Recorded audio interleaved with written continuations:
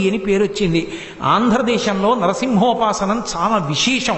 నరసింహస్వామి వారి కథ వింటే ఏం చెప్తారంటే, ప్రహ్లాదోపాఖ్యానాన్ని నరసింహస్వామి వారి ఆవిర్భావాన్ని విని పానకం తాగితే, నైవేద్యం పెట్టిన పానకం పుచ్చుకుంటే తరువుకొస్తున్న గుండె జబ్బు కూడా ఆగిపోతుంది. అంత గొప్ప స్వరూపం. షట్కాల శివ పూజ ఎలా ఉంటుందో అలా షట్కాలముల యందు పూజ అందుకునేటటువంటి మహానుభావుడు. విష్ణు స్వరూపంలో ప్రదోష వేళ కూడా దర్శనం చేయడానికి యోగ్యమైన స్వరూపం నరసింహస్వరూపం. ఆ నరసింహస్వరూపాన్ని దర్శనం చెయ్యాలని పద్మపాదాచార్యుల వారు నరసింహస్వామి వారి మంత్రాన్ని పొంది అరణ్యానికి వెళ్ళి తపస్సుకి కూర్చుంటే, అరణ్యంలో తిరుగుతున్నటువంటి ఒక ఏమీ తెలియని కిరాతుడు ఒకడు వచ్చి, పంతులు గారు మీరు ఎందుకు కూర్చున్నారు ఇక్కడ అన్నాడు.